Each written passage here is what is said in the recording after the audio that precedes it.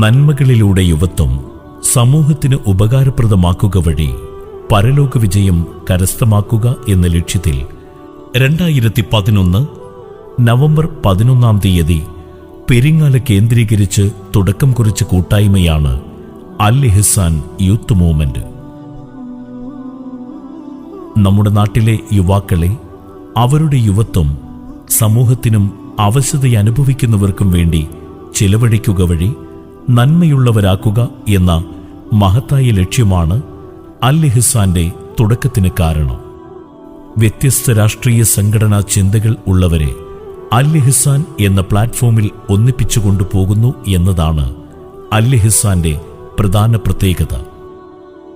അൽ ഇഹ്സാൻ ആരംഭം കുറിച്ച വർഷം മുതൽ രാഷ്ട്രീയ സംഘടനാ ചിന്തകൾക്കതീതമായ നിലപാടിലൂടെയാണ് ഈ കൂട്ടായ്മ മുന്നോട്ടു പോകുന്നത്.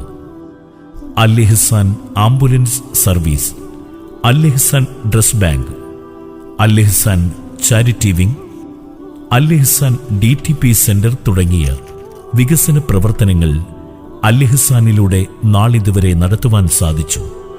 ആംബുലൻസ് 2018 പ്രളയത്തിൽ നമ്മുടെ നാട്ടിലെ പല സംഘടനകളും സജീവമായിരുന്നപ്പോൾ അവരോടൊപ്പവും അല്ലാതെയും അൽ ഇഹ്സാൻ പ്രവർത്തകർ ആത്മാർത്ഥമായി സേവനരംഗത്ത് ഉണ്ടായിരുന്നു. പ്രളയത്തിലെ രക്ഷാപ്രവർത്തനത്തിലുണ്ടായ അനുഭവങ്ങളാണ് ഈ ആംബുലൻസ് വാങ്ങുവാൻ ഞങ്ങളെ പ്രേരിപ്പിച്ചത്. പ്രമുഖ ചാരിറ്റി പ്രവർത്തകൻ Firoz Kunnamparambil Ambalamugal sub inspector Shabab K. കാസിമിന് താക്കോൽ കൈമാറി ആംബുലൻസ് സേവനം ഈ നാടിന് സമർപ്പിച്ചു. അൽ ഇഹ്സാന്റെ 10ാം വാർഷികത്തോടനുബന്ധിച്ച് ഒരു പുതിയ ആശയവുമായി അൽ ഇഹ്സാനിലെ സുമനസ്സുകൾ ഒത്തുചേർന്നു.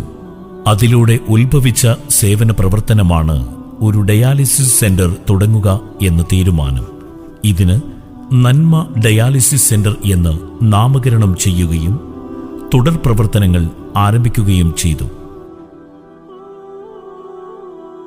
ഇരിപ്പക്കോട്ടിൽ കിഴക്കേക്കര അഹമ്മദ് അബ്ദുള്ള സാഹിബിന്റെ മക്കൾ അവരുടെ പിതാമഹൻ മർഹൂം EK അഹമ്മദ് എന്നിവരുടെ പരലോക വിജയം മനസ്സിൽ കരുതി നൽകിയ സ്ഥലത്താണ് നന്മ ഡയാലിസിസ് സെന്റർ നിർമ്മാണം പൂർത്തിയാക്കിയിരിക്കുന്നത്.